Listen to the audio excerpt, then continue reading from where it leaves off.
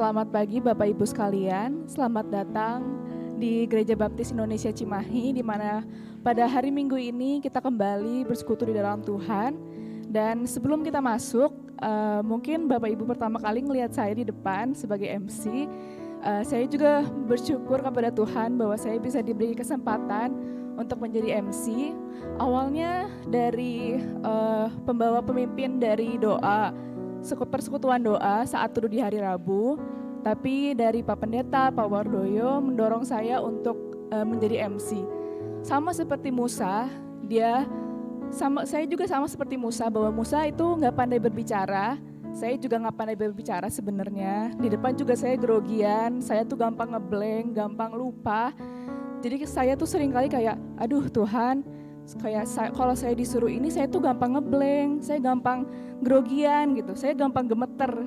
Tapi Tuhan tuh selalu mendorong saya untuk keluar dari zona nyaman saya, bahwa dimanapun kelemahan kamu, Tuhan akan selalu menyertai kamu. Sama seperti Musa, ketika ia tidak bisa pandai berbicara, ia menolak beberapa kali tawaran Tuhan, tapi Tuhan bilang kepada Musa bahwa ia akan selalu menyertai di dalam segala kelemahannya Musa. Mari Bapak Ibu Saudara, kita tundukkan kepala kita renungkan baiknya keindahan Tuhan selama 6 hari kemarin kita sudah bekerja, kita memfokuskan pikiran kita. Mari kita fokuskan hati dan pikiran kita untuk merenungkan betapa besar anugerah Tuhan, kasih-Nya yang sungguh besar. Dari Mazmur 138 ayat 1-2, dari Daud, aku hendak bersyukur kepadamu dengan segenap hatiku, di hadapan para Allah aku akan bermazmur bagimu. Aku hendak sujud ke arah bait-Mu yang kudus dan memuji nama-Mu, oleh karena kasih-Mu dan oleh karena setiamu, sebab Kau buat nama-Mu dan janji-Mu melebihi segala sesuatu. Mari Bapak Ibu Saudara, kita nyanyikan lagu satu ini dengan penuh keyakinan, dengan kita mendalami setiap liriknya bahwa anugerah Tuhan sungguh besar, di mana kasih-Nya tidak terselami. Maka dari itu, mari kita nyanyikan anugerah terbesar.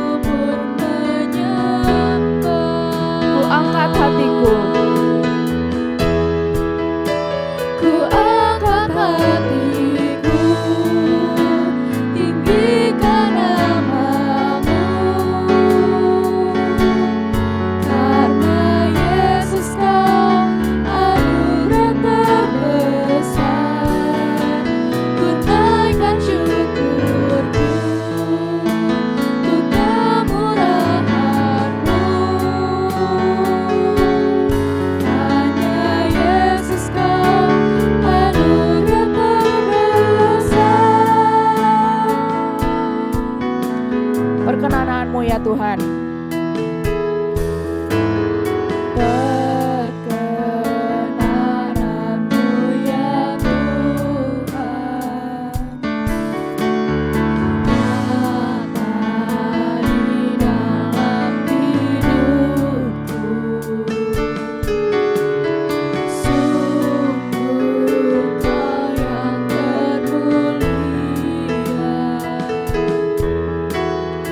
Jiwa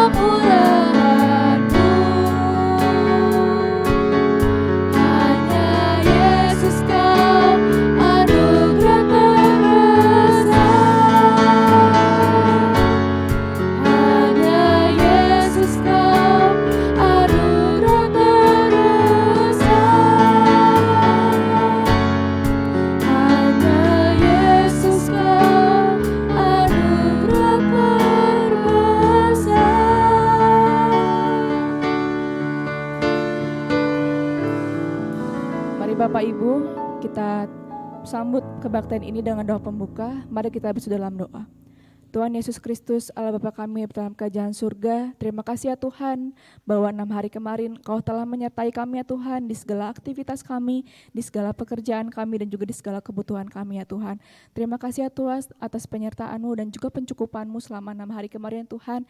Biarlah Tuhan pada hari Minggu ini kami anak-anak-Mu akan datang ya Tuhan ke dalam hadirat-Mu. Biarlah apa yang kami pujikan dan juga biarlah apa yang kami persembahkan dapat layak ya Tuhan di hadapan hadirat-Mu. Kau juga berkati ya Tuhan anak-anak-Mu di luar sana yang juga sedang beribadah ataupun yang sedang ada halangan lainnya Tuhan. Kau berkati mereka selalu ya Tuhan. Kau berkati mereka ya Tuhan agar di hari Minggu ke depannya mereka memiliki kehausan untuk mendengarkan firman Tuhan dan juga rindu untuk bersekutu dengan-Mu ya Tuhan. Kau berkati ya Tuhan, semoga ibadah ini berjalan dengan lancar tanpa kekurangan apapun. Terima kasih ya Tuhan, dalam nama-Mu kami sudah berdoa. Amin. Mari Bapak Ibu kita bangkit berdiri, kita nyanyikan lagu pujian ini dengan semangat iman kita dan juga dengan berapi-api. Hai Kristen, pujilah.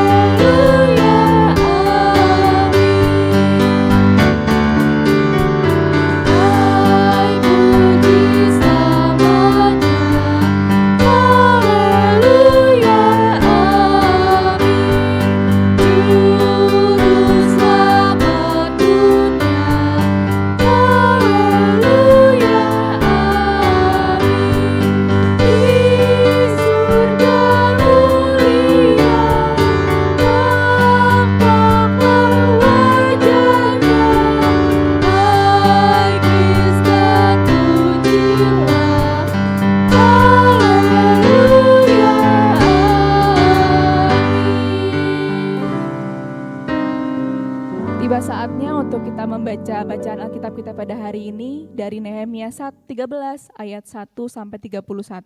Pembacaan Alkitab akan dibacakan oleh ganjil oleh pria dan juga genap oleh wanita. Nehemia 13 ayat 1 sampai 31. 1, 2, 3.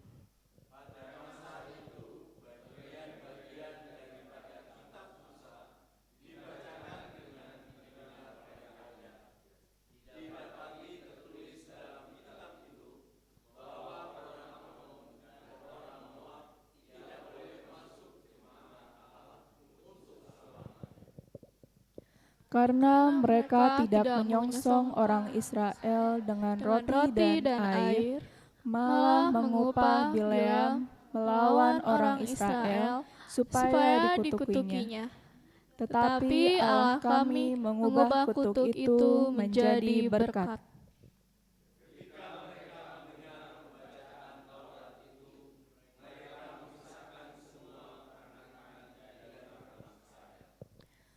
Tetapi sebelum masa itu, Imam Eliasib yang diangkat untuk mengawasi bilik-bilik rumah lah kami, dan yang mempunyai hubungan erat dengan Tobia.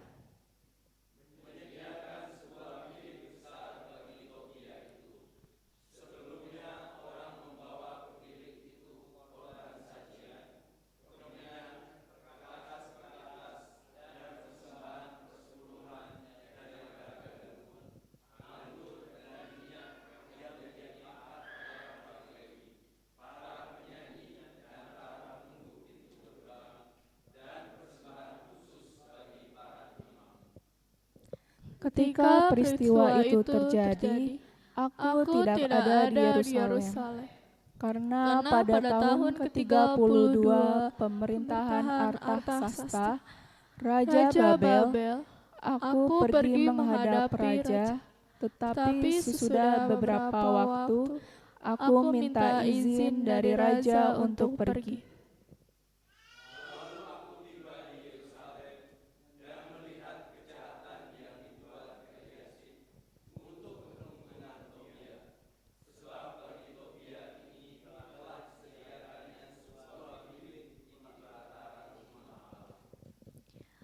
Aku menjadi sangat kesal, lalu kulempar semua perabot rumah Tobia keluar bilik itu.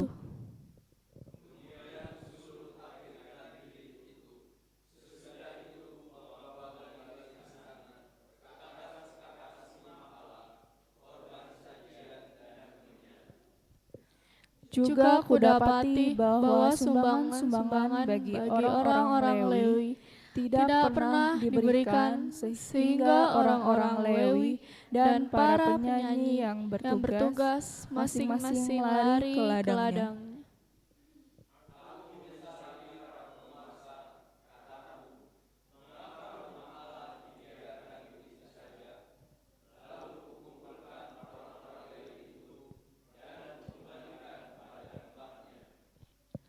Maka seluruh orang Yehuda membawa lagi persembahan persepuluhan daripada gandum, anggur, dan minyak ke pembendahara.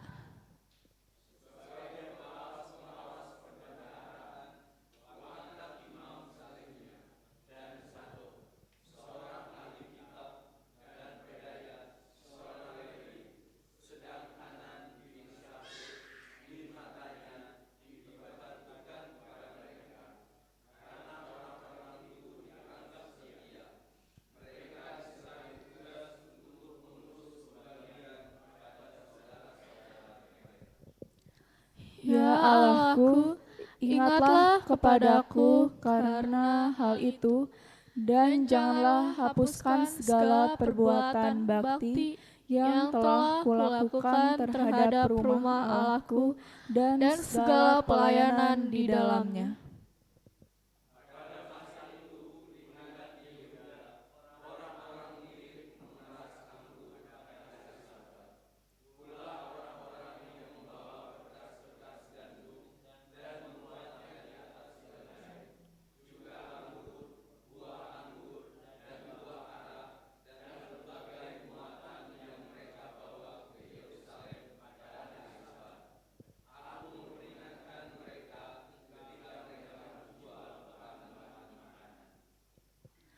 Juga orang Tirus yang tinggal di situ membawa ikan dan berbagai barang dagangan dan menjual itu kepada orang-orang Yehuda pada hari Sabat, bahkan di Yerusalem.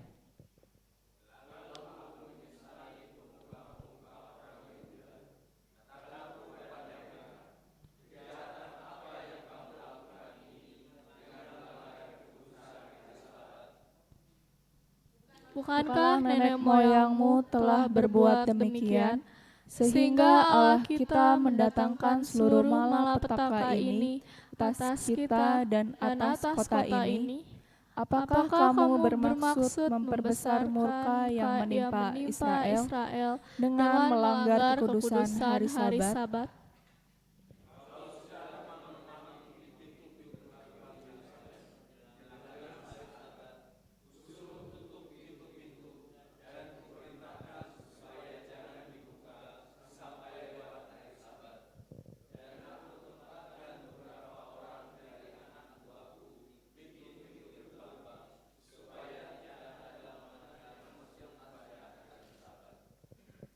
Tetapi orang-orang yang berdagang dan berjualan rupa-rupa barang itu kemudian bermalam juga di luar tembok Yerusalem 1-2 kali.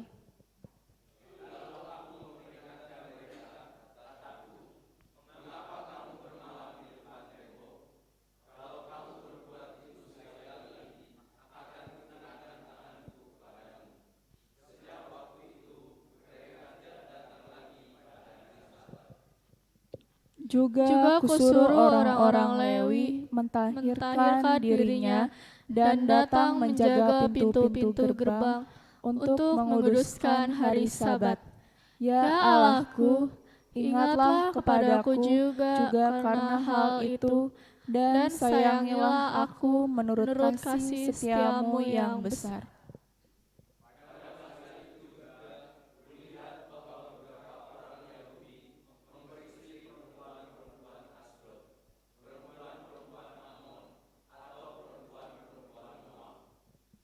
Sebagian dari anak-anak mereka berbicara bahasa Asdod atau bahasa bangsa lain dan tidak tahu berbicara bahasa Yahudi.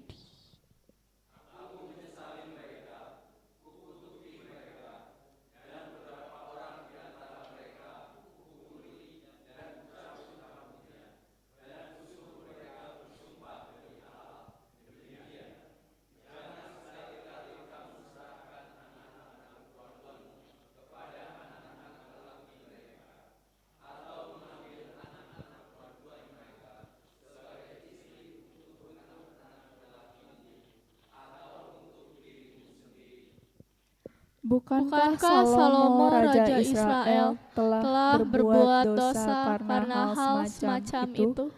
Walaupun di antara begitu banyak bangsa tidak ada seorang raja seperti dia, yang dikasihi Allahnya dan diangkat oleh Allah itu menjadi raja seluruh Israel.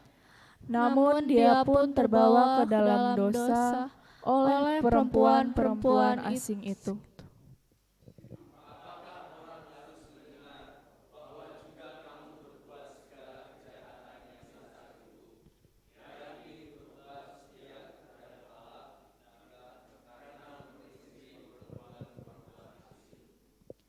Seorang dari anak-anak Yoyada bin Eliasib, imam besar itu, adalah menantu Sanballat orang Horoni itu.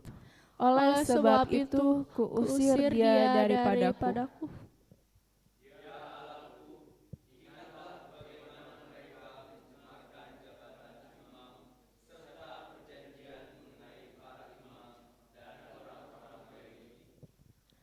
Kutahirkan mereka dari segala sesuatu yang asing, dan kutetapkan tugas-tugas untuk para imam dan orang-orang Lewi, masing-masing dalam bidang pekerjaannya.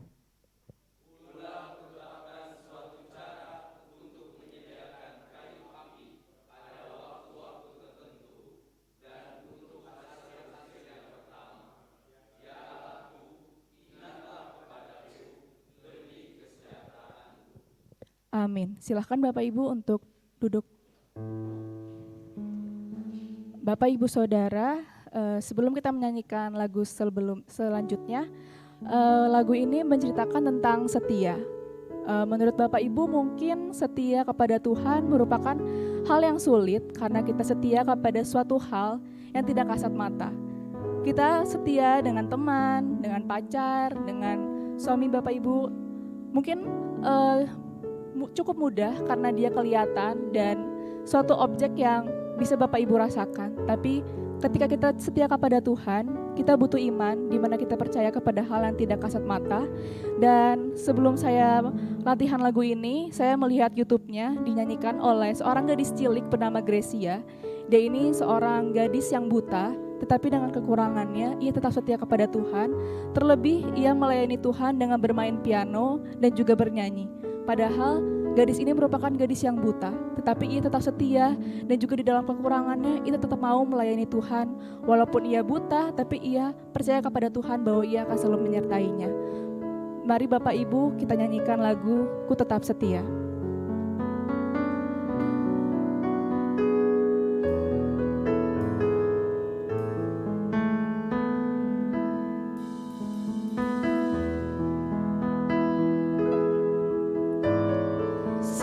Seperti wanita mengurapimu, menangis di bawah kaki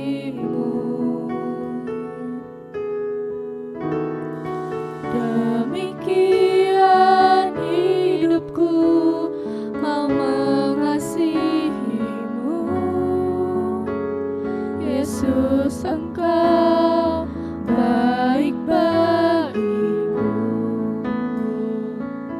Seperti wanita mengurapi, seperti wanita mengurapimu, menangis di bawah kakimu.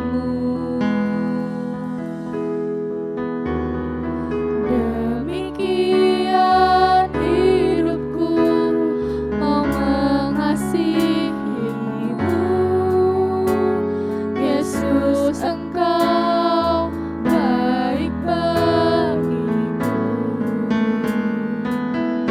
Sampai akhir ku menutup mata,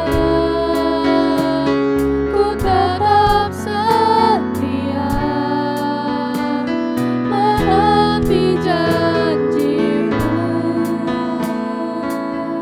Sampai ku dapatkan mahkota kehidupanku, ku tetap setia untuk melayanimu.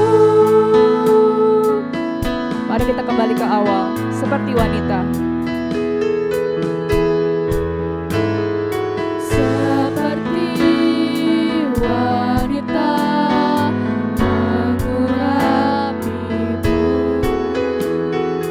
menangis di bawah kakimu.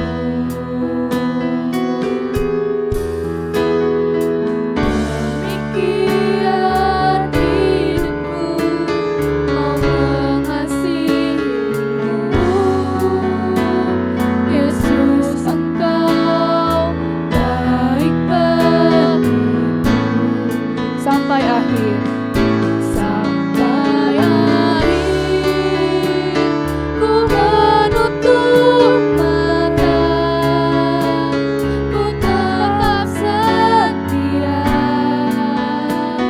menanti janjimu. Sampai ku dapatkan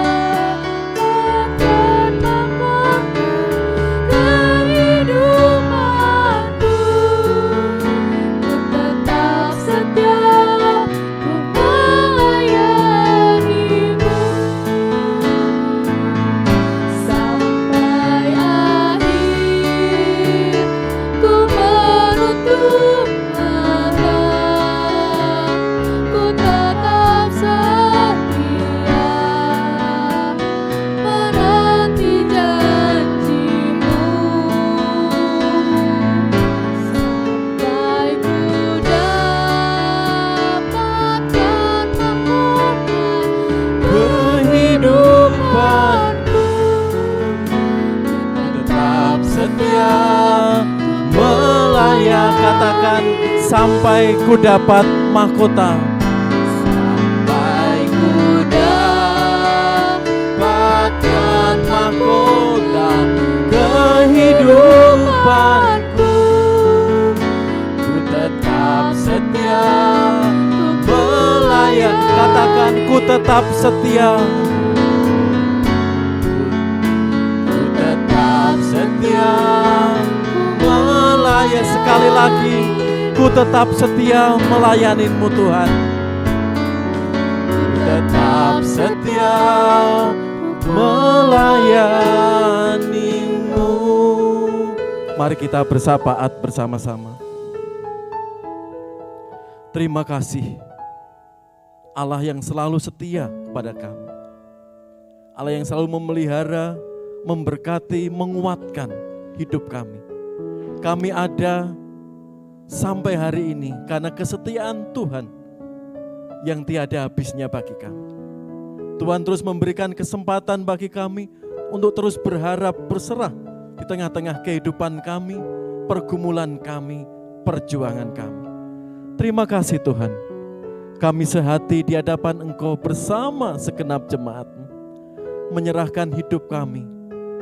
Bahkan mohon pengampunan di setiap pelanggaran kami. Mungkin ada dosa-dosa dalam pekan ini Tuhan yang menyakiti Engkau, menyakiti keluarga kami, orang tua kami, anak-anak kami, cucu kami, bahkan sahabat kami. Itu yang kami sengaja maupun di luar kesengajaan kami. Ampunilah Tuhan. Dan ampunilah mereka juga mungkin dengan sengaja mengecewakan Engkau juga kami. Karena saat berharap kepada Yesus Kristus, kami ada kekuatan dan ketegaran. Terima kasih Tuhan. Saat ini kami menyerahkan pemulihan kesehatan saudara-saudara kami Tuhan. Terkhusus kesehatan Diakon Sri Tati Atianto bersama Ibu Yuliana. Yang pita suaranya, kesehatannya menurun hari ini. Kasih kuasa Kristus boleh menjamahkan, memulihkannya. Karena Engkaulah kekuatan dan dokter agung kami serahkan dalam Yesus Kristus. Juga kami serahkan keluarga Pak Timbul, juga dalam pemulihan sekeluarga. Tapi puji Tuhan ada di tengah-tengah kami saat ini juga kemurahan dari Engkau. Mungkin ada saudara-saudara kami yang lain Tuhan, yang saat ini butuh pemulihan, kekuatan, kesembuhan dari Engkau. Kami ingat Ibu Pipin, kami ingat Ibu Dian, kami ingat juga sebagian anak-anak PAUD yang juga sakit. Jamah, pulihkan, dan Engkau sembuhkan. Kami menyerahkan Bapa untuk keluarga Pak Wiyoto. Kami menyerahkan keluarga kami dimanapun berada dalam setiap pergumulan, tantangan imannya. Biar kami belajar terus mohon hikmat kekuatan dari Engkau. Sehingga saudara kami, keluarga kami hari ini yang belum mengenal Engkau, pakai kami Tuhan untuk terus mendoakan dan menyerahkan mereka ke tangan kuasa Engkau. Bapa, kami juga menyerahkan anak-anak kami, cucu kami, kaum muda remaja di gerejamu. Dengan segala keberadaannya, berkatilah Tuhan dengan hikmat kekuatan dari Engkau. Kami sebagai saudara, sebagai orang tua, sebagai kakek nenek sangat terbatas mengawasi anak-anak kami, cucu kami, bahkan mengetahui pergumulan permasalahannya. Hanya iman dan doa kami Tuhan, keluarga besar kami serahkan ke tangan kuasa Engkau. Saat kami sebagai orang tua, sebagai bapak, sebagai ibu dengan iman yang tulus ikhlas menyerahkan keluarga kami, Engkau akan menopang, Engkau akan memberkati keberadaan anak-anak kami dan cucu kami. Bapa, kami mensyukuri segala aktivitas kegiatan di gerejamu, program-program yang telah berjalan, yang sedang berjalan, terkhusus untuk renovasi gedung sekolah minggu yang rencana besok pagi kami mulai untuk 3 bulan ke depan. Berkatilah Tuhan, para tukang, tim, bahkan setiap jemaat-Mu yang sudah mengumpulkan setiap rupiah dan donatur dalam renovasi pembangunan gedung sekolah minggu. Sesuai rencana boleh diselesaikan dengan tepat waktu. Kami mensyukuri karya Tuhan yang sudah memberkati jerih payah kami melalui pekerjaan, sehingga rupiah yang Tuhan berikan melalui hasil usaha pekerjaan kami tiap minggu boleh kami kumpulkan dengan sukacita, dengan iman, sehingga dana itu boleh Tuhan tambahkan melalui orang-orang yang Tuhan percayakan bagi kami. Kami menyerahkan gabungan gereja baptis, yayasan baptis dengan segala tantangannya yang hari ini, esok mereka hadapi. Kami menyerahkan Tuhan program-programnya, terkhusus penginjilan, kesinergian, pelayanan besar umat baptis hari ini. Berkati dengan hikmat kuasa dari Engkau. Pada akhirnya kami menyerahkan kota-kota di negara kami ini, terkhusus kota Cimahi, kota Bandung, dan pemimpin-pemimpin di negeri ini dalam mempersiapkan pesta demokrasi. Doa kami selaku umat percaya kepadamu, ada keamanan, ada keterpilihan pemimpin yang akan membawa negeri ini ke arah yang lebih maju. Itu Tuhan, syafaat kami, syukur kami persembahkan di dalam pribadi agung kami Yesus Kristus sebagai sumber keselamatan, dan sumber berkat kami. Amin. Bapak Ibu Saudara masih semangat?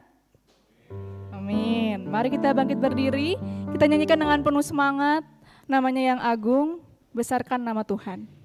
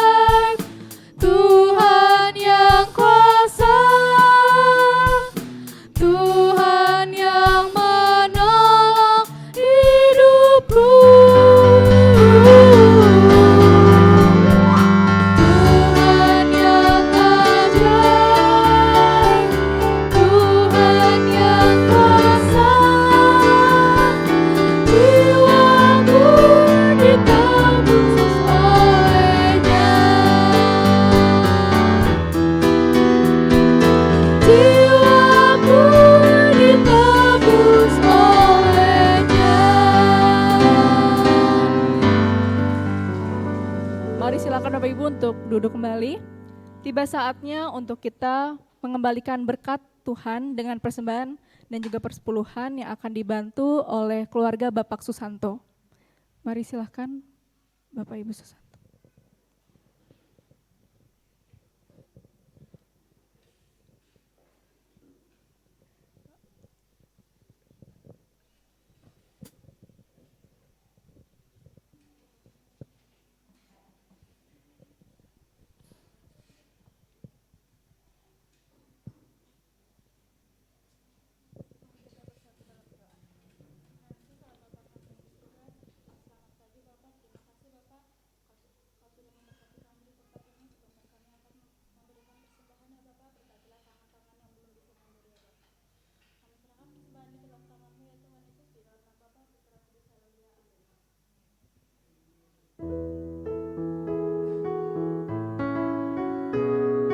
Bapak Ibu sekalian yang mungkin mau transfer bisa ada bank rekeningnya di mimbar dan juga ada di liturgi Bapak Ibu sekalian.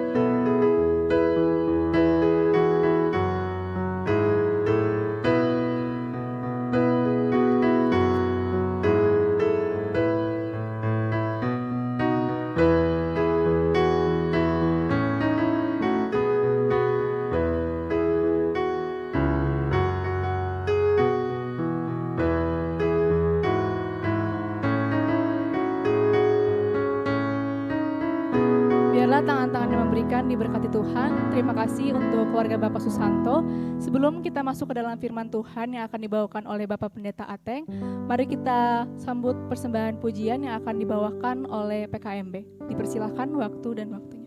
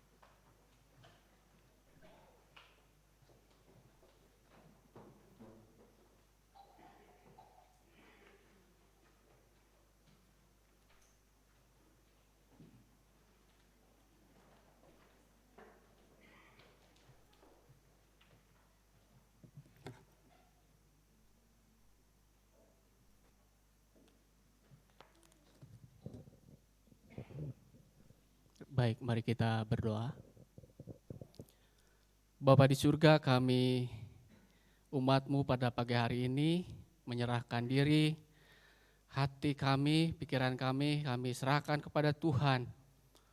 Roh Kudus yang akan menguasai kami sehingga pesan Tuhan yang ingin Tuhan sampaikan kepada kami, boleh kami tangkap dengan benar, boleh kami mengerti, dan boleh kami lakukan di dalam setiap kehidupan kami sehari-hari.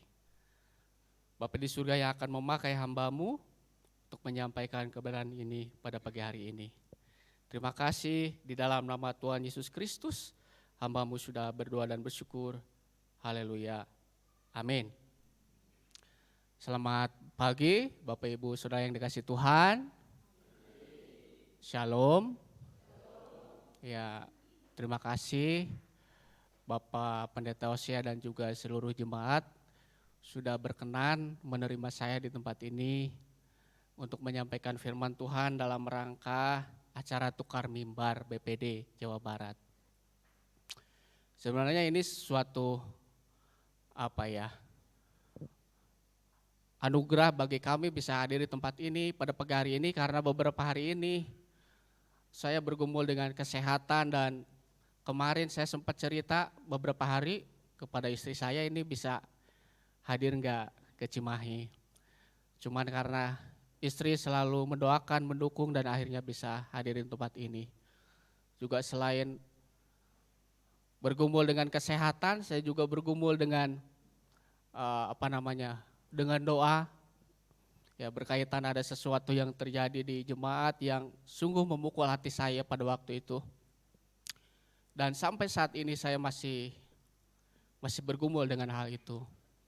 Jadi kalau hari ini saya bisa berdiri di depan Bapak Ibu Saudara sekalian, itu bukan karena kuat saya, tetapi karena anugerah Tuhan Yesus Kristus. Firman Tuhan tadi sudah dibacakan, kita semua sudah membaca bersama-sama dan saya diberi pesan oleh Bapak Pendeta untuk menyampaikan firman Tuhan di dalam kitab Yeremia pasal yang ke-13. Saya sudah membuat catatan yang cukup panjang. Waktu kemarin bahannya saya kirim ke Pak Pendeta, Pak fokus saja pasal 13. Jadi saya sedikit dibuang beberapa bagian dan fokus pada pasal 13. Dan rupanya pasal 1 sampai pasal 12 sudah disampaikan oleh Bapak Pendeta kita. Dan kiranya firman Tuhan pada pagi hari ini boleh memberkati kita sekalian. Kesetiaan Nehemia. Berbicara tentang sebuah kesetiaan itu bukan merupakan hal yang mudah kita lakukan. Ya, karena orang gampang mengatakan saya, kamu, kita setia. Ya, padahal kesetiaan itu sebenarnya proses seumur hidup kita. Jikalau hari ini kita tetap setia kepada Tuhan, maka kita akan terus memohon Tuhan menyertai kita. Agar sampai hidup kita boleh tetap setia kepada Tuhan dan boleh tetap meninggikan Tuhan. Jadi kalau kita hari ini tetap berada di dalam Tuhan, maka itu sebuah anugerah Tuhan. Dan kita belum sepenuhnya dibilang setia. Dan kita akan sepenuhnya dibilang setia ketika kita sesungguhnya saat kita mengakhiri hidup kita. Apakah saat kita menjelang akhir hidup kita tetap setia di dalam Tuhan, di dalam panggilan Tuhan, di dalam memelihara semua hukum-hukum yang Tuhan berikan. Sedikit saya memberikan gambaran tentang siapa Nehemia. Kita lihat slide berikutnya. Nehemia merupakan pelayan pribadi Raja Artasasta. Bapak Ibu pasti sudah di awal-awal sudah mendengar ini. Itu sebuah kerajaan di Persia. Nehemia mendapat kepercayaan yang besar dari Raja Artasasta sehingga mendapat kedudukan atau menduduki jabatan tinggi di kerajaan Raja Persia pada waktu itu. Namun yang paling penting di sini adalah bukan kita mau berbicara tentang jabatan tingginya atau kedudukan posisi tingginya. Tetapi yang paling penting yang ingin saya sampaikan pada saat ini adalah bahwa Nehemia ini merupakan seorang Yahudi yang sangat mencintai bangsanya, mengasihi dan setia kepada hukum-hukum Allah Israel. Terbukti Bapak Ibu, ada dua bukti yang saya catat di sini. Yang pertama, ketika mendengar orang-orang Yahudi yang ada di Yerusalem ada dalam kesukaran dan ada dalam keadaan tercela pada waktu itu, Nehemia sungguh-sungguh merasakan kesedihan yang mendalam. Kalau kita lihat di dalam pasal yang pertama, ayat yang ketiga dan yang keempat, saya akan sekilas membacakan untuk kita semua. Kata mereka kepadaku, orang-orang yang masih tinggal di daerah sana, yang terhindar dari penawanan, ada dalam kesukaran besar dan dalam keadaan tercela. Tembok-tembok Yerusalem telah terbongkar dan pintu-pintu gerbangnya telah terbakar. Ketika aku mendengar berita ini, duduklah aku menangis dan berkabung selama beberapa hari. Aku berpuasa dan berdoa ke hadirat Allah semesta langit dan seterusnya dan seterusnya. Saat itu Yeremia sedang tidak berada di antara bangsa Israel. Tetapi Nehemia sedang menjalankan tugasnya di pemerintahan kerajaan. Baru saja ditinggalkan oleh Nehemia, bangsa Israel melakukan sebuah perbuatan tercela di hadapan Tuhan. Dan bukan hanya tembok-tembok yang runtuh pada saat itu, tetapi ada beberapa kejadian yang sungguh menyakitkan hati Nehemia pada waktu itu. Sehingga Nehemia menangis di hadapan Tuhan. Nehemia berkabung di hadapan Tuhan sehingga dia melakukan doa dan puasa pada Tuhan Allah Israel. Seolah-olah dia sendiri yang melakukannya. Itulah yang dihadapi oleh hamba Tuhan Bapak Ibu. Jikalau ada jemaat bersukacita, jikalau ada di antara jemaat yang mendapatkan sukacita yang besar, maka hamba Tuhan juga turut mendoakan, bersyukur kepada Tuhan. Seperti dia aja yang mengalaminya. Tetapi sebaliknya kalau ada jemaatnya yang melakukan hal-hal yang tidak baik, ada jemaatnya yang melakukan hal-hal yang tidak berkenan kepada Tuhan, maka gembalanya juga yang memohonkan ampun kepada Tuhan. Seolah-olah dia sendiri yang melakukannya. Itu sebabnya Nehemia berdoa kepada Tuhan, menangis, dan bahkan di situ dia berkabung beberapa hari dan berdoa puasa. Begitu dia memiliki kedalaman hati, kedalaman kasih kepada bangsanya dan kepada Allahnya. Dan yang kedua Bapak Ibu, bagaimana kita melihat hati Nehemia yang begitu dalam kasihnya kepada Tuhan saat ia meninggalkan kenyamanannya sebagai pelayanan raja dan pulang ke Yerusalem pada waktu itu. Kalau dia mau, dia tidak perlu dengarkan berita itu. Kalau dia mau, dia tidak perlu hiraukan berita itu. Dia cukup tinggal saja di kerajaan sebagai pelayan. Dia cukup tinggalkan saja apa yang telah dia dengar. Dia cukup melakukan apa yang menjadi bagian dia di waktu itu di kerajaan sebagai pelayan raja. Tetapi kenyataannya dia meninggalkan kenyamanannya, pergi pulang ke Yerusalem untuk membangun kembali tembok-tembok dan pintu gerbang kota Yerusalem yang telah runtuh. Dan bukan itu saja, Nehemia juga berupaya memperjuangkan reformasi besar-besaran terhadap kemerosotan rohani umat Allah yang sedang terjadi pada saat itu. Sekalipun ia harus menghadapi banyak perlawanan. Pasal-pasal sebelumnya kita telah melihat bagaimana orang-orang membenci apa yang dilakukan oleh Nehemia. Orang-orang membenci kesejahteraan Israel. Orang-orang membenci apa yang dilakukan, dikerjakan oleh hamba Tuhan ini. Maka kita akan melihat gambaran kemerosotan rohani umat Allah bangsa Yehuda yang perlu kita waspadai bersama-sama di zaman sekarang ini sebagai umat Allah.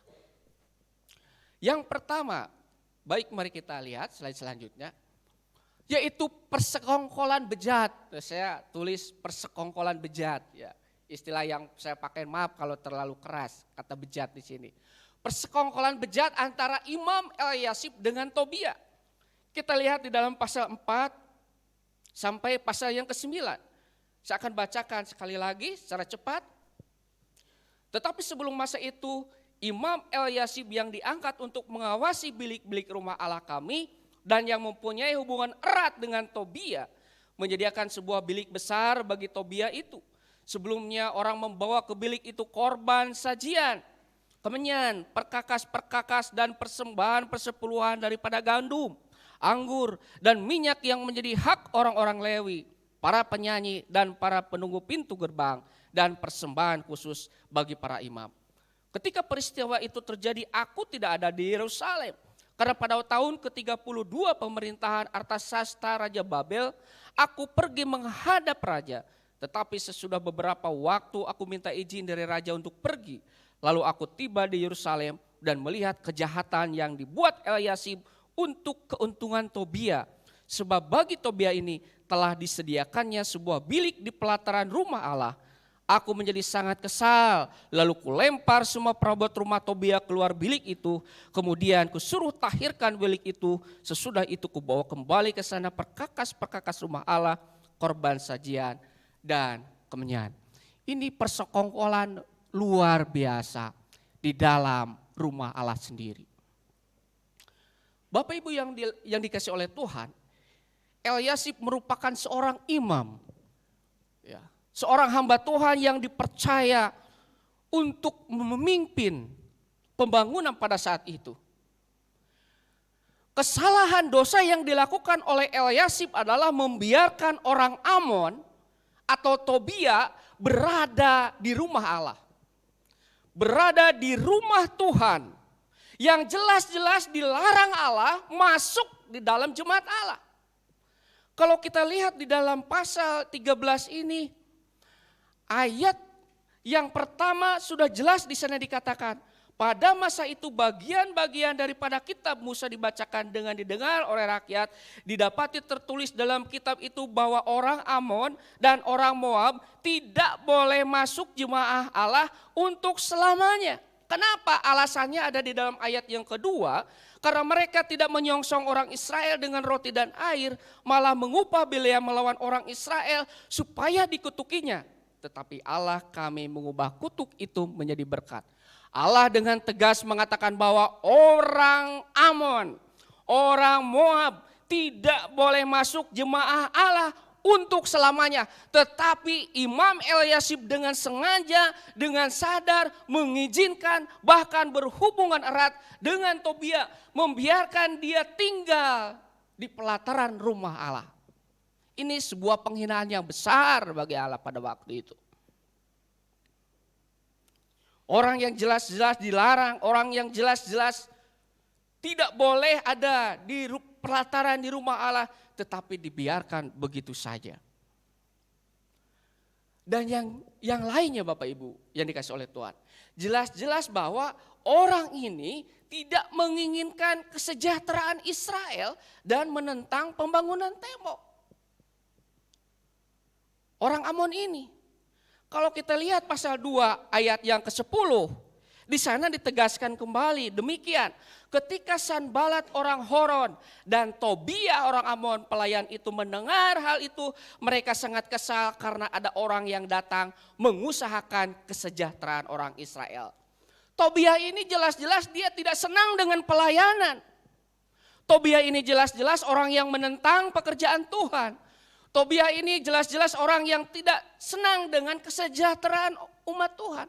Tapi ironisnya dia dibiarkan ambil bagian dalam pelayanan Tuhan. Bahkan dengan sengaja diberi kesejahteraan di dalam rumah Tuhan.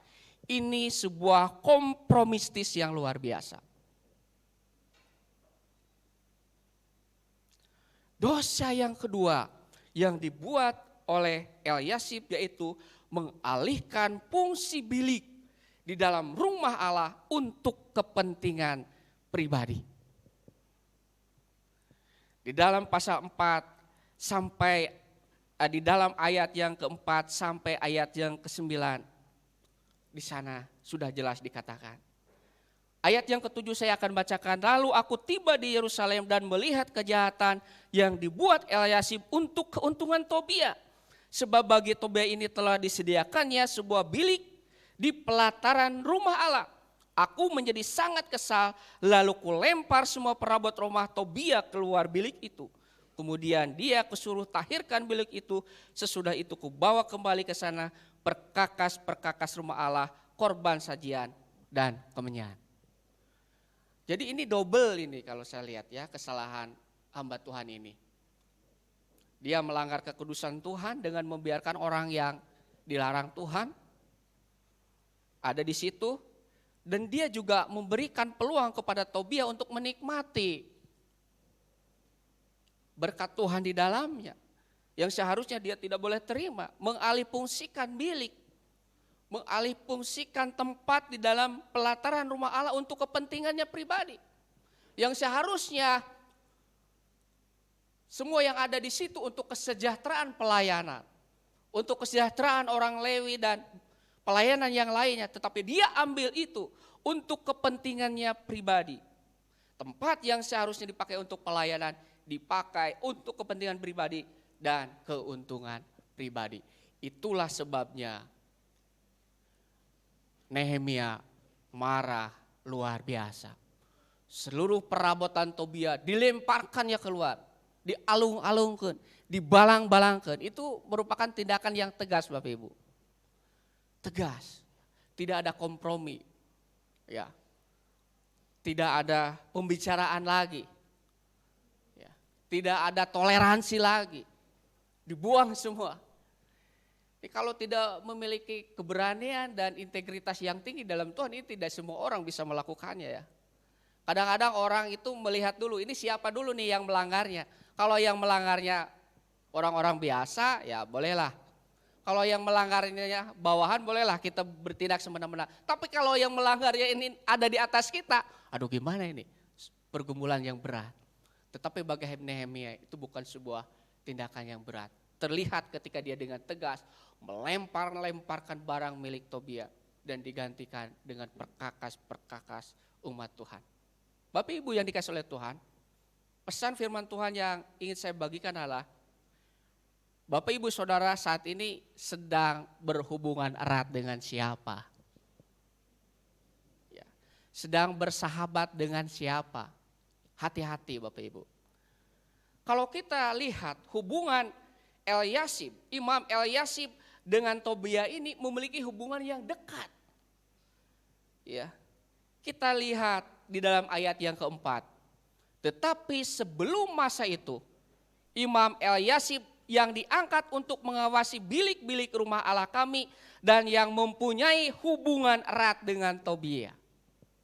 Hubungan erat, perhatikan kalimat itu, kata itu, hubungan erat. Pada orang itu sudah jelas-jelas mengutuki Israel. Sudah jelas-jelas tidak suka dengan Israel. Tidak suka dengan pekerjaan Tuhan. Ya kalau kita bandingkan dengan zaman sekarang ini ya boleh dikatakan dia nabi palsu, boleh. Ya. Boleh juga dibandingkan dengan siapa? Orang yang memang tidak suka dengan pekerjaan Kristus. Hati-hati Bapak Ibu Saudara.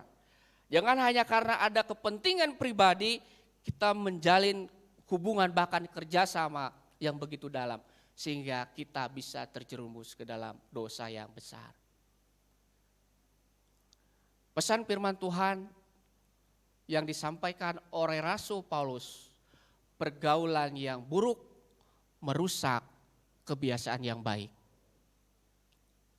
Ya, atau boleh saya balik juga ya.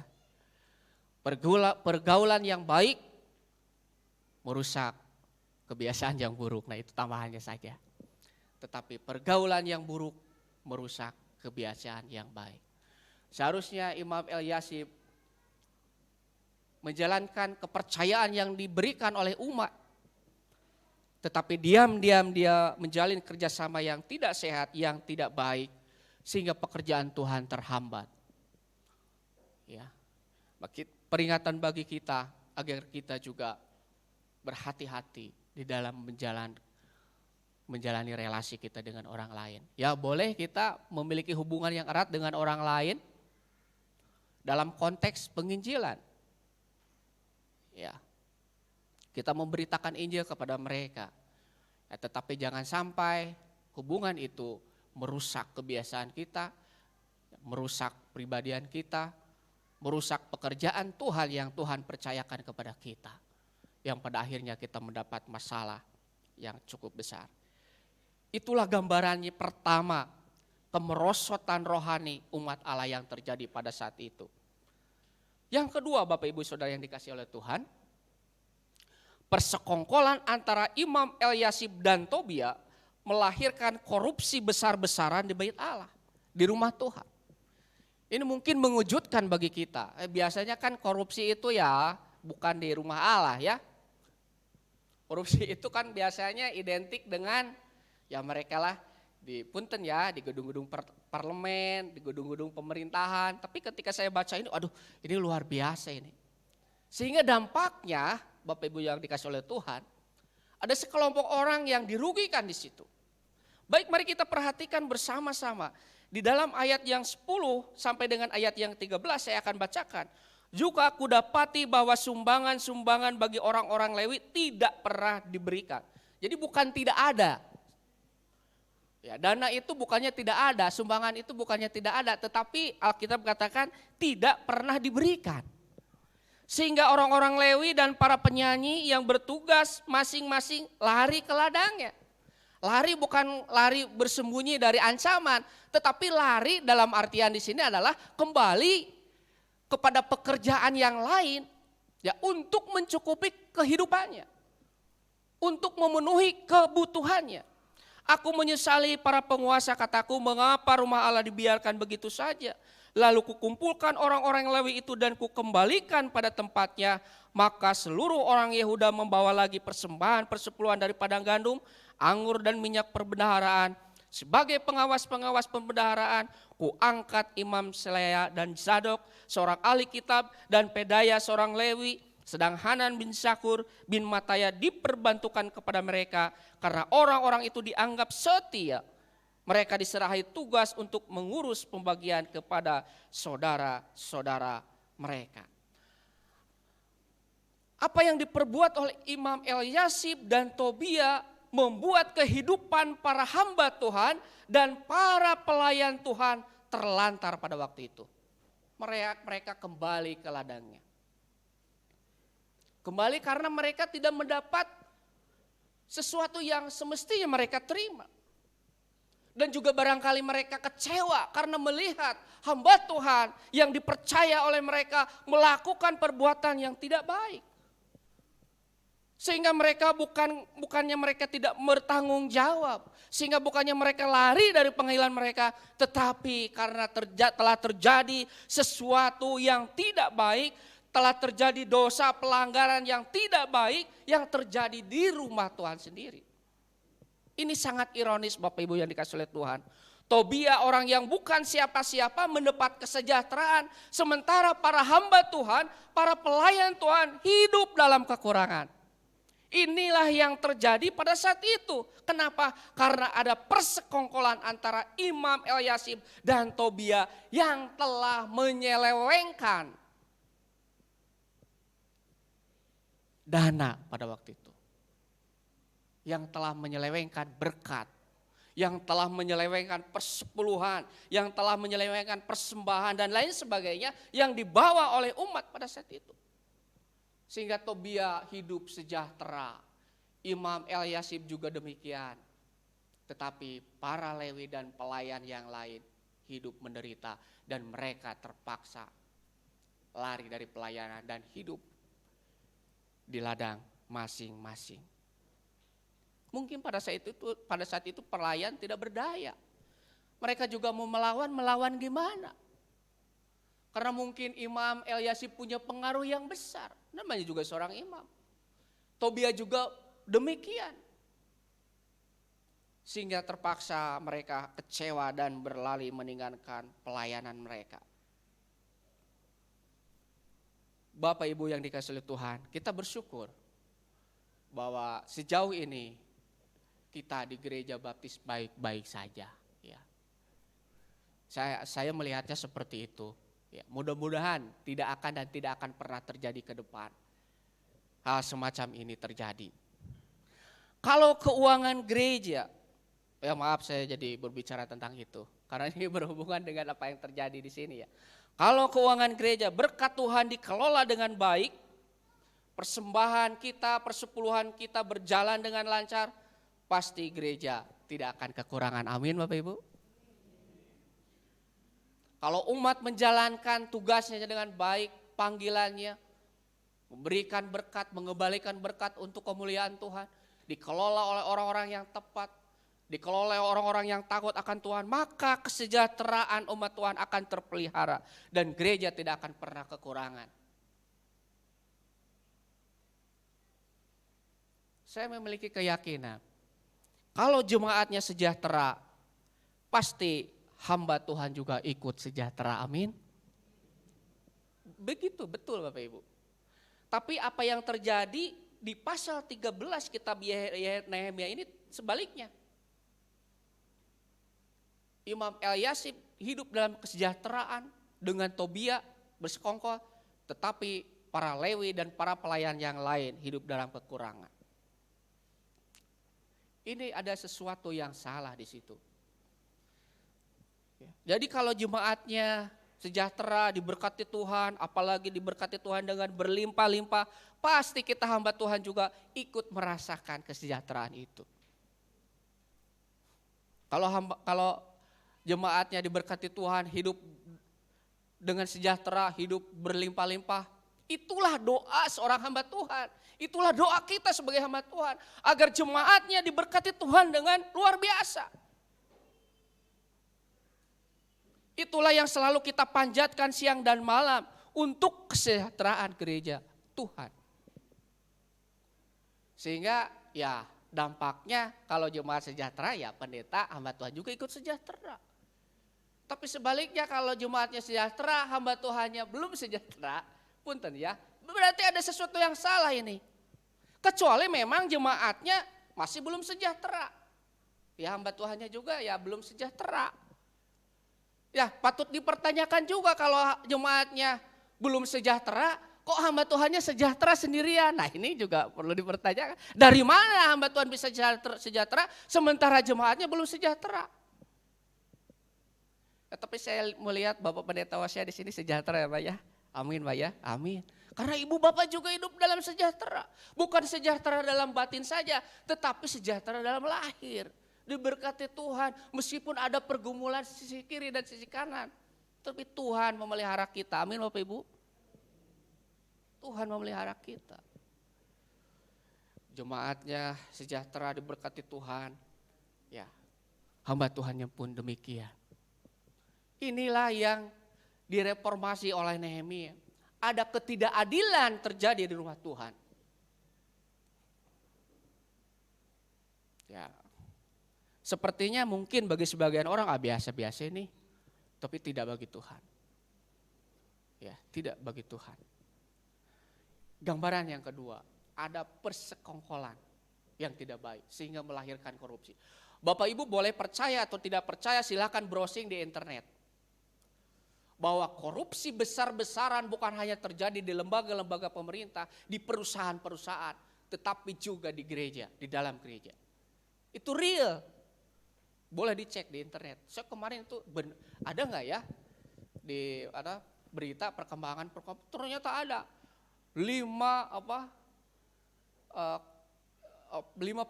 dosa besar yang dilakukan oleh pemuka agama. Ya, bukan hanya oleh hamba Tuhan di dalam gereja, tapi juga di tempat yang lain. Kalau tempat yang lain sih, ya kita nggak aneh. Tapi ini dalam gereja Bapak Ibu. Ada pastor yang menyelewengkan dana umat, ada yang dipenjara dan lain sebagainya, ada dipecat dari gereja dan lain sebagainya. Ya, ini sesuatu yang menyedihkan, tentu terjadi. Tapi puji Tuhan, kita di dalam gereja baptis, kita selalu mengedepankan transparansi.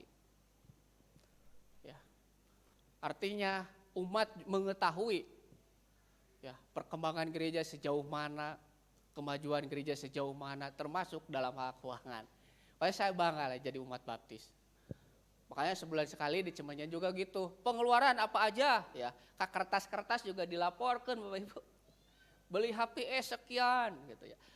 Untuk konsumsi sekian ya.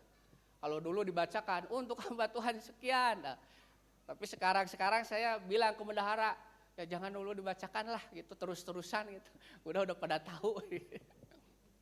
Tahu hamba Tuhan dapat berapa, pengeluaran apa, tahu Bapak Ibu. Itulah ya keunikan gereja baptis. Semua ada transparansinya. Ya, saya tidak tahu pola gereja di luar baptis seperti apa ya. Jelasnya, tapi ya apapun itu ya kita tetap berjaga-jaga. Ya, kita tetap menjaga kesejahteraan rumah Tuhan kita bersama. Yang ketiga Bapak Ibu Saudara yang dikasih Tuhan, gambaran kemerosotan yang ketiga yaitu tidak mengindahkan hari Sabat. Ini penting Bapak Ibu. Kita lihat di dalam ayat yang ke-15 sampai dengan ayat yang ke-22. Pada masa itu kulihat di Yehuda orang-orang mengirik memeras anggur pada hari Sabat. Pula orang-orang yang membawa berkas-berkas gandum dan memuatnya di atas keledai, juga anggur, buah anggur, dan buah ara, dan berbagai muatan yang mereka bawa ke Yerusalem pada hari Sabat. Aku memperingatkan mereka ketika mereka menjual bahan-bahan makanan. Juga orang-orang Tirus yang tinggal di situ membawa ikan dan pelbagai barang dagangan dan menjual itu kepada orang-orang Yehuda pada hari Sabat, bahkan di Yerusalem. Lalu aku menyesali pemuka-pemuka orang Yehuda, kataku kepada mereka, kejahatan apa yang kamu lakukan ini dengan melanggar kekudusan hari Sabat? Bukankah nenek moyangmu telah berbuat demikian sehingga Allah kita mendatangkan seluruh malapetaka ini atas kita dan atas kota ini? Apakah kamu bermaksud memperbesar murka yang menimpa Israel dengan melanggar kekudusan hari Sabat? Kalau sudah remang-remang di pintu gerbang Yerusalem menjelang hari Sabat, kusuruh tutup pintu-pintu dan kuperintahkan supaya jangan dibuka sampai lewat hari Sabat. Dan aku tempatkan beberapa orang dari anak buahku di pintu-pintu gerbang supaya tidak ada muatan yang masuk pada hari Sabat. Tetapi orang-orang yang berdagang dan berjualan rupa-rupa barang itu kemudian bermalam juga di luar tembok Yerusalem 1-2 kali. Lalu aku memperingatkan mereka, kataku, mengapa kamu bermalam di depan tembok? Kalau kamu berbuat itu sekali lagi akan kukenakan tanganku kepadamu. Lah ya, dek menenggel Bapak Ibu lah. Pukul kalau sekali dia siawani dipukul gitu ya. Ini Bapak Ibu keras sekali nih. Sejak waktu itu mereka tidak datang lagi pada hari Sabat. Juga kusuruh orang-orang Lewi mentahirkan diri dan datang ya, menjaga pintu-pintu gerbang untuk menguduskan hari Sabat dan seterusnya. Ini Bapak Ibu, jadi hari Sabat sudah dicemari.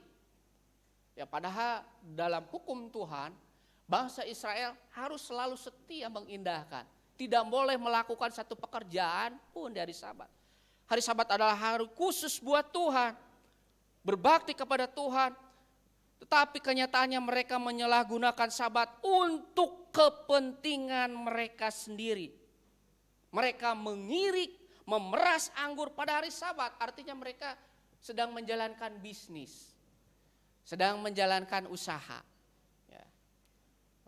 Hari Sabat kan kita, ya, hari Minggu ya, harusnya dipakai untuk Tuhan, harusnya ada di dalam rumah Tuhan. Nah ini orang Israel malah ada di luar. Kadang-kadang ini pergumulan juga bagi saya ya. Saya tidak berbicara orang lain, saya sendiri. Kemana jemaatnya ya, si A kok nggak ada, si B juga nggak ada, ditanya, Bu si bapak kemana, calan peyem, Pomi terangkat ayeuna peyemna buruk. Tanya lagi ini, Bu si bapak kemana, calan cau. Pomi tadi cal ayeuna cauna oke kitu, nampeyek. Sedih kita ya. Nampeyek Bapak Ibu tahu? Maaf kalau saya campur ngomong bahasa Sunda. Nampeyek itu Pak, kalau pisangnya itu sudah matang, ya dijual, dan dia ini ambruk. Jadi harus segera dijual. Saya bilang, kan itu udah diperkirakan toh. Pisang itu matangnya berapa hari, ya diperkirakan lah supaya jualannya pas hari Senin. Ya namanya orang bandel ya selalu ada 1001 alasan Bapak Ibu. Ya tetapi bersyukur hari ini Bapak Ibu hadir di tempat ini luar biasa. Di anugerah Tuhan yang luar biasa. Gak apa-apa, setelah kita berbakti di rumah Tuhan ini, Bapak Ibu boleh menjalankan aktivitas seperti biasa. Tapi yang jelas, hari Minggu jam 9:30 ya Pak. Jam sebelumnya ada sekolah Minggu, pakai itu untuk memuliakan Tuhan. Saya sering tekankan, jangan kehilangan berkat hanya karena kita menyediakan waktu untuk Tuhan. Atau kumaha hari Minggu toko lamun tutup. Atau gimana hari Minggu bengkel nggak dibuka. Kan pelanggan teh hari Minggu banyaknya. Pertanyaannya, Tuhan Yesus sudah berkorban sedemikian rupa untuk kita. Masa kita ya menutup beberapa jam saja untuk Tuhan? Nggak bisa. Tapi hari ini luar biasa Bapak Ibu hadir di tempat ini. Ini sebuah sukacita yang luar biasa. Dan ini perlu kita terus pertahankan Bapak Ibu. Ya, karena hari Minggu anak Tuhan itu ada di gereja, lagu sekolah Minggu aja gitu kan.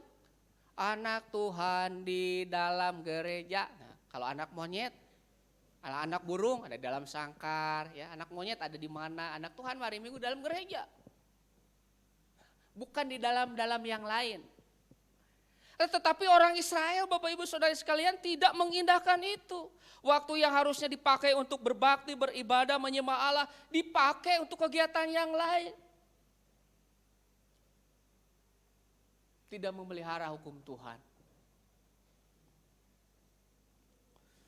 Memelihara hari Sabat sebagai bukti rasa hormat kita kepada Tuhan. Ya. Bukan Sabatnya yang harus kita kultuskan, tetapi rasa hormat kita, bukti hormat kita kepada Tuhan, itulah yang terpenting Bapak Ibu Saudara sekalian. Karena Sabat enggak menyelamatkan. Ya, tapi rasa hormat kita kepada Tuhan itu yang terpenting. Ya. Itu yang ketiga, gambaran 3. Dan gambaran yang keempat yang saya catat di dalam pasal yang ke-13 ini, bangsa Israel, bangsa Yehuda tidak lagi setia kepada Allah dengan adanya kawin campur dengan perempuan-perempuan asing. Ini berkaitan dengan kekudusan hidup. Bapak Ibu yang dikasih oleh Tuhan, telah terjadi perubahan hati. Telah terjadi kerusakan hati di mana bangsa Israel tidak lagi setia kepada Allah dengan mengawini perempuan-perempuan asing. Di dalam ayat yang ke-23 sampai dengan ayat yang ke-28, di sana Yeremia melihat bahwa ada beberapa orang Yahudi memperistri perempuan-perempuan asing, perempuan-perempuan Asdod, perempuan-perempuan Amon, perempuan-perempuan Moab. Sehingga identitas mereka sebagai anak-anak Tuhan tercemar. Di dalam ayat yang ke-24, sebagian dari anak-anak mereka berbicara bahasa Asdod atau bahasa lain. Ya. Dan tidak tahu berbicara bahasa Yahudi. Sehingga Yeremia mengutuki mereka. Kalau kita lihat di dalam ayat yang ke-25 dan seterusnya, bagaimana Yeremia berbuat sesuatu yang tegas kepada mereka. Identitas mereka sebagai umat Allah menjadi tercemar. Sekali lagi, bangsa Amon, bangsa Moab, bangsa Asdod dan lain sebagainya, mereka adalah bangsa yang memusuhi bangsa Israel. Mereka yang menentang pembangunan tembok Yerusalem. Mereka yang menentang kesejahteraan umat Israel. Tetapi dengan sengaja umat Allah mengawini mereka. Ini sebuah pelanggaran yang luar biasa. Nah, Bapak Ibu yang dikasihi oleh Tuhan, bukan hanya umat yang melakukan hal itu, tetapi disinyalir imam juga terlibat di situ. Kalau kita lihat di dalam pasal 13 ayat 28, saya akan bacakan. Seorang dari anak-anak Yoyada bin Eliasib, coba perhatikan, imam besar itu adalah menantu Sanbalat, orang Horoni itu. Oleh sebab itu kuusir dia daripadaku. Artinya Imam Eliasib keturunannya juga terlibat di situ. Terlibat kawin campur. Sehingga dengan tegas Nehemia harus mengusir mereka. Tujuannya apa? Untuk menjaga kemurnian umat Allah pada saat itu. Di dalam PL, jabatan imam itu diturunkan kepada anak-anaknya. Nah, bayangkan Bapak Ibu, Kalau yang kawin campur itu adalah keturunan imam, bagaimana pekerjaan Tuhan bisa berjalan baik? Ya, sementara keturunan imam juga tidak boleh mengadakan kawin campur. Nah, ini suatu dosa yang sangat besar. Pesan bagi kita adalah, mari kita jaga identitas kita sebagai anak-anak Allah. Jangan sampai dicemari oleh hal-hal yang memilukan hati Tuhan, oleh hal-hal yang memilukan hati gereja. Apa ciri khas orang Kristen? Apa ciri khas orang-orang pengikut Tuhan Yesus Kristus? Apa ciri khas anak-anak Allah? Bagaimana identitas mereka bukan hanya di dalam gereja, tetapi di dalam kehidupan sehari-hari. Apakah mereka menjaga identitas itu, menjaga kekudusan itu, menjaga moral itu. Bapak Ibu yang dikasih oleh Tuhan, dan sekarang iblis menyerang keluarga-keluarga Kristen. Iblis merusak perkawinan-perkawinan keluarga-keluarga Kristen. Termasuk keluarga hamba Tuhan. Ya. Ini jujur saja, saya merasa terpukul Bapak Ibu. Karena beberapa hari yang lalu, saya menghadapi sesuatu yang memang di luar dugaan saya. Ya, jemaat saya, yang saya waktu itu saya bangga-banggakan. Ya, jemaat saya yang juga keponakan saya. Ya, yang saya sekolahkan di Tiranus, dikeluarkan karena melakukan perbuatan, boleh dikatakan perbuatan bejat. Ya, saya jujur saja karena di sini juga ada Pak Sri Dadi. Yang membuat hati saya sedih bukan karena dia dikeluarkan, tetapi melakukan perbuatan yang sungguh-sungguh di luar pikiran saya.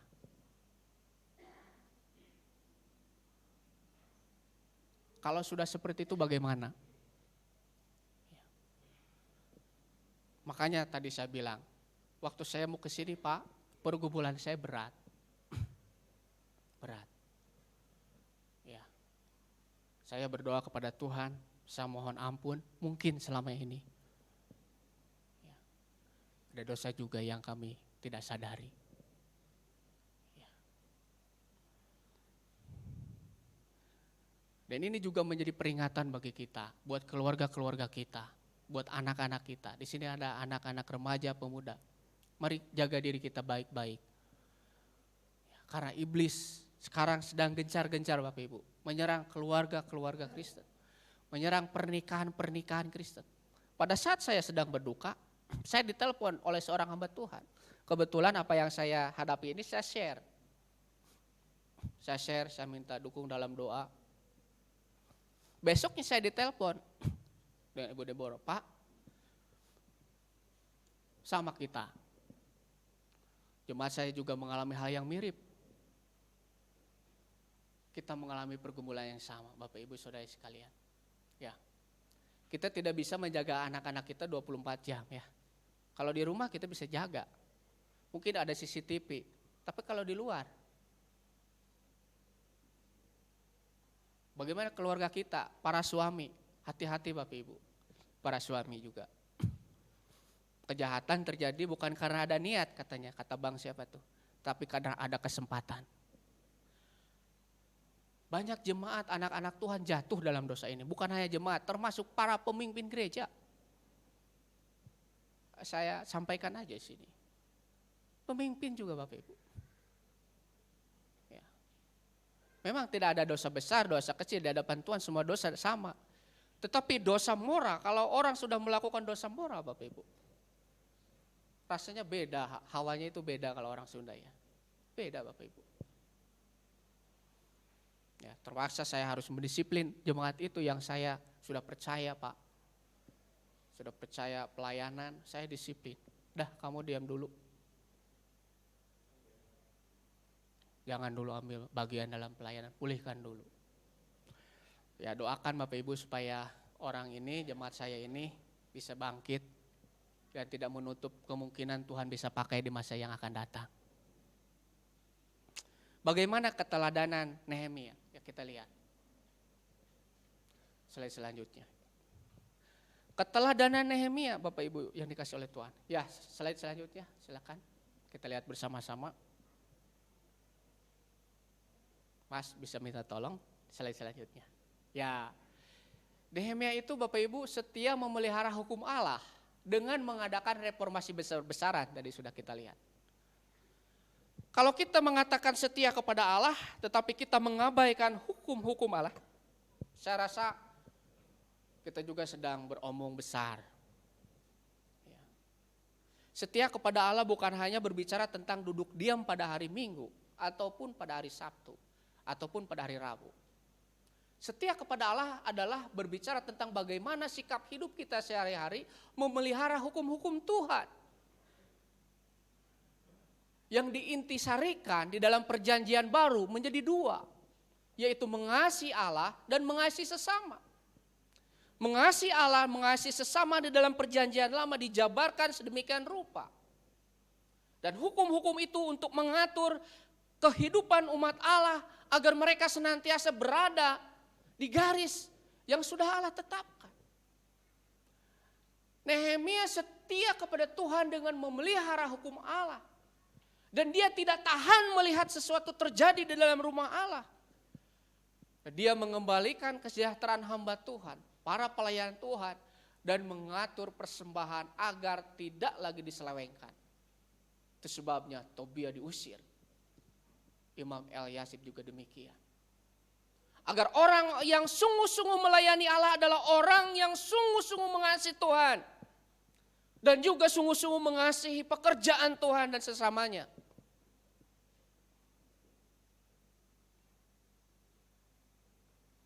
Nah, ini perlu kita jaga bersama-sama Bapak Ibu. Ini luar biasa Nehemia ini. Yang patut saya teladani dan kita semua teladani. Mengembalikan kesejahteraan. Ya. Para pelayan juga harus sejahtera rupanya ya. Imam-imam Lewi karena mereka bekerjanya di situ. Ya. Karena mereka mendapat haknya di situ. Sudah saya tadi disinggung di bagian awal bagaimana sebenarnya kesejahteraan yang harus mereka terima diselewengkan, dipakai untuk hal-hal yang lain.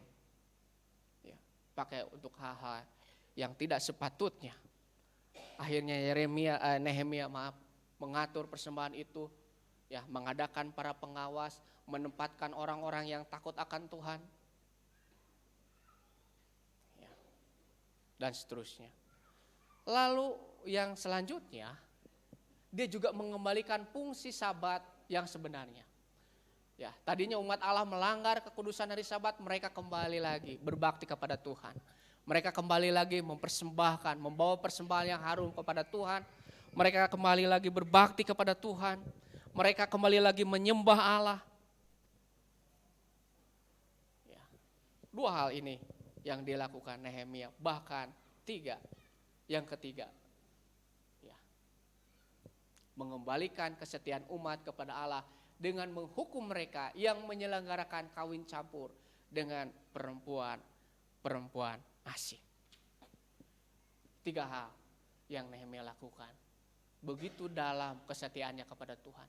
Begitu dalam Nehemia menginginkan rumah Tuhan, pekerjaan Tuhan berjalan sebagaimana mestinya. Mari kita tetap menjunjung tinggi firman Tuhan dan mengembalikan segala sesuatu pada porsinya. Seturut kebenaran firman Tuhan.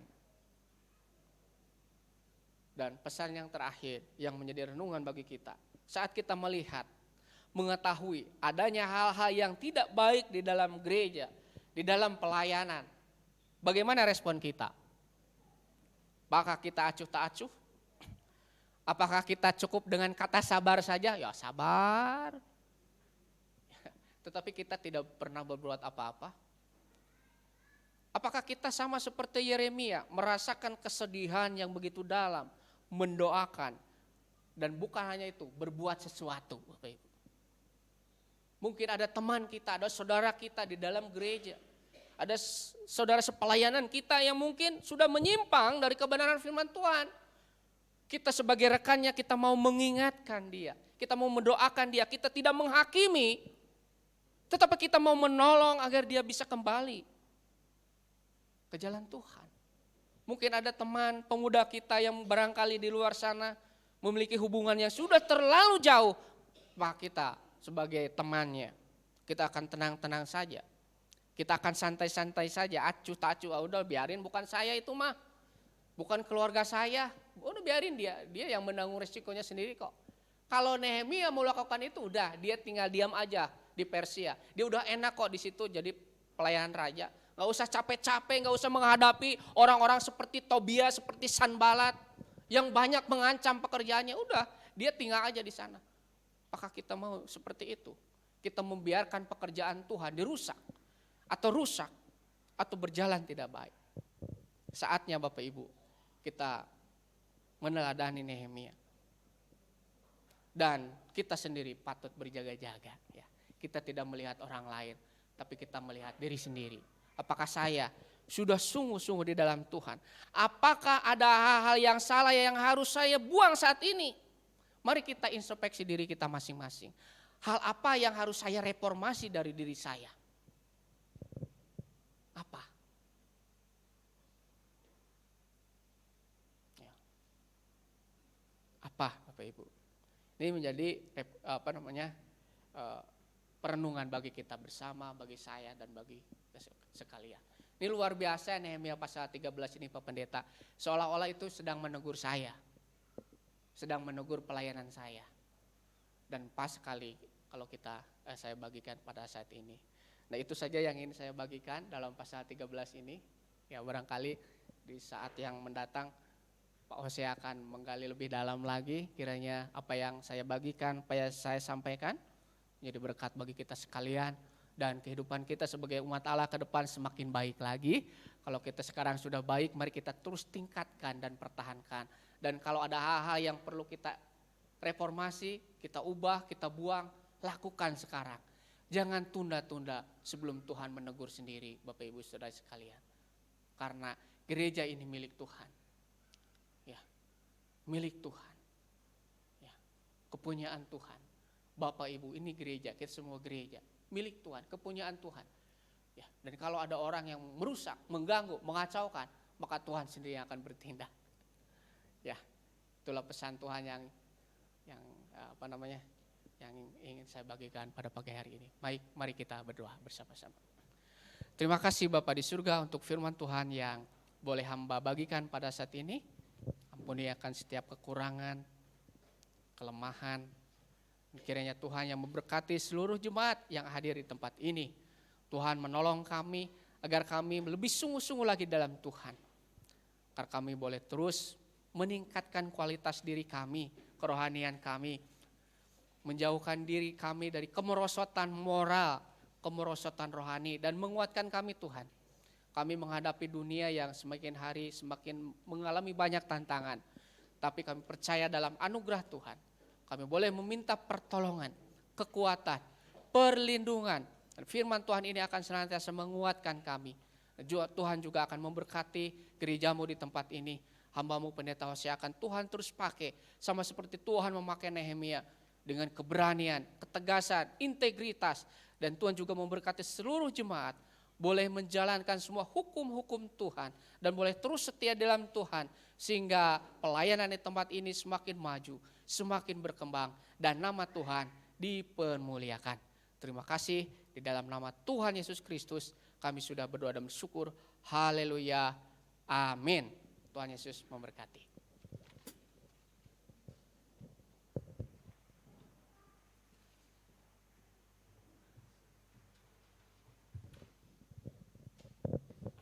Ya, terima kasih Pendeta Ateng, kebenaran firman Tuhan yang mengajak kita untuk terus lebih setia, mengasihi, mengiring Yesus yang sudah menjamin jiwa raga kita. Tuhan Yesus memberkati, Pendeta Ateng, Ibu, keluarga, juga segenap Gereja Baptis Indonesia Cimenang. Amin. Ya, sebelum kita tutup dalam doa berkat, ada beberapa pengumuman Bapak Ibu yang perlu kita perhatikan. Ya. Yang pertama, mengajak, mendorong ya untuk kita bersekutu dalam doa besok Rabu 1 November masih secara online ya.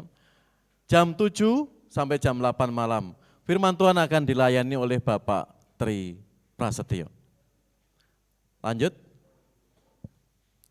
Selamat ulang tahun 30 Oktober Saudara Riki Iskia Ferdianto. Ya, ada? Ya, salam Mbak Priska untuk kakaknya. Tanggal 31 Oktober yaitu Bapak Yohanes Franky Hartono. Ada Pak Franky? Enggak ada ya? Ya, mungkin ikut secara online nanti sore ya.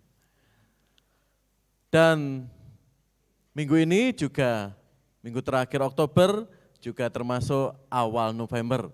Tanggal 4 November Bapak Parjo. Selamat ulang tahun Pak Parjo. Ya. Tuhan memberkati keluarga, kesehatan, dan pelayanannya. Oke lanjut Mas. Petugas ibadah minggu depan bisa Bapak Ibu perhatikan. Ya. Yang WIBI ya, dan PKMB. Ya, sehingga semuanya siap untuk melayani Tuhan. Lanjut. Ya, minggu depan ada rapat PPG ya, setelah ibadah minggu. Ya, kita akan mendengar beberapa informasi dari sekolah minggu dan PKMB untuk persiapan Natal kita. Ya, sehingga boleh dipersiapkan menyambut Natal dan tahun baru tahun 2023. Ya, sekali lagi PPG minggu depan setelah ibadah jangan pulang dulu. Ada lagi? Ya. Bapak Ibu menginfokan yang enggak ada di bulletin ini ya, mulai besok pagi ya, pembangunan renovasi belakang untuk gedung sekolah minggu dan PAUD akan dimulai. Ya. Kurang lebih 3 bulan. Ya. Kurang lebih 3 bulan, November, Desember, dan Januari. Ya. Untuk ruangan sekolah minggu tadi sudah diinformasikan, selama pembangunan belum selesai, jadi kelas Indria Pratama Madya digabung. Silahkan gurunya bergantian menjadwalkan yang ngajar. Ya. Tempatnya di kelas Pratama yang selama ini dipakai. Ya. Terus kelas tunas muda remaja ya, di samping gereja atau di meja pingpong dulu, ya, di samping gereja. Ya, di sini kelas tunas muda remaja. Kelas pemuda di kelas Indria dulu. Ya, ternyata ini cukup untuk 8 sampai 10 orang cukup. Ya. Kelas dewasa pria dan wanita di gedung gereja. Karena gedung sana harus dikosongkan. Karena akan dirombak total, pertama bagian bulan pertama, kedua itu yang bawah.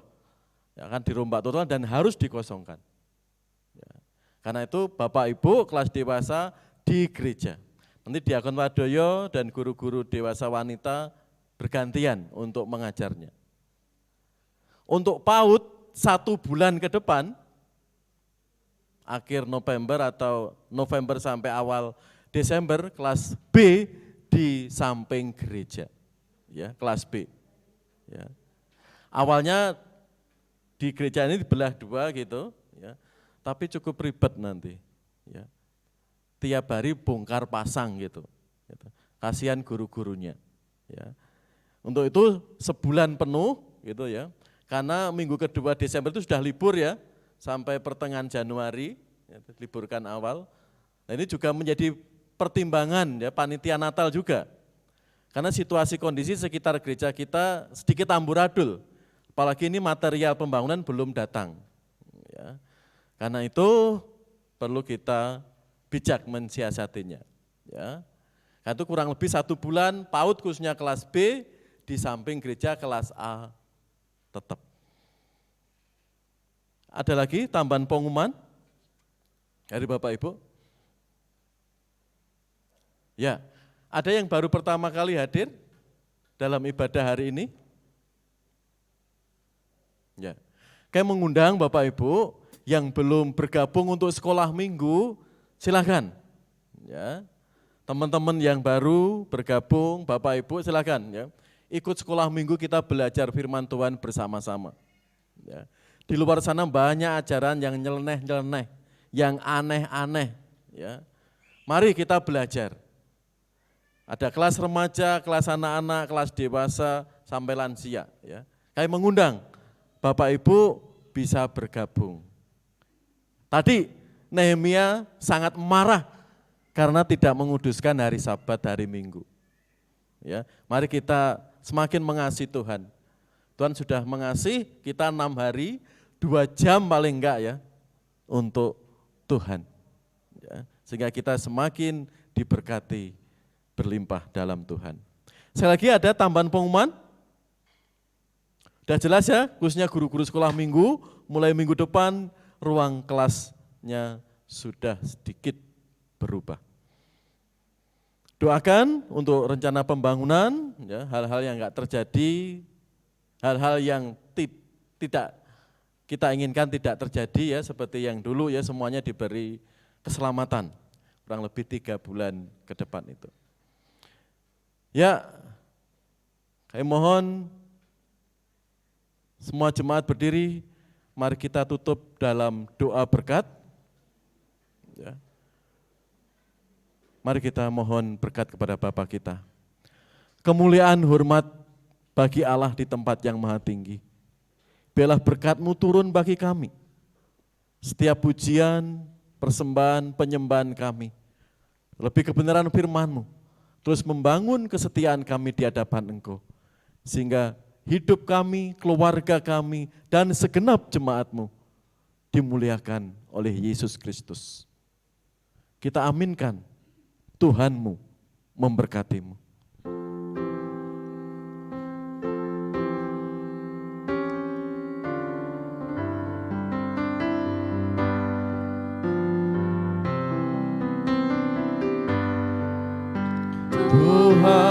Tuhanmu memberkatimu, Tuhan melindungi, menyinarimu,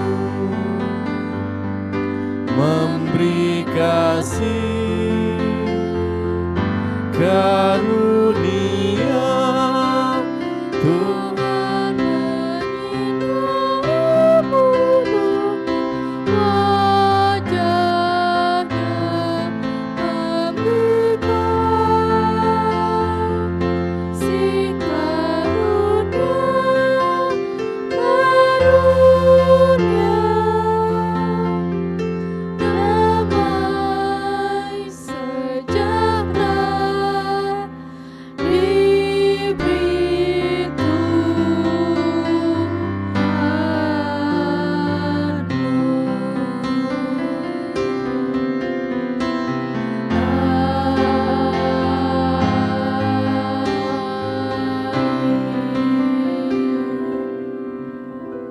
Selamat hari Minggu, Bapak Ibu Saudara, Tuhan Yesus memberkati.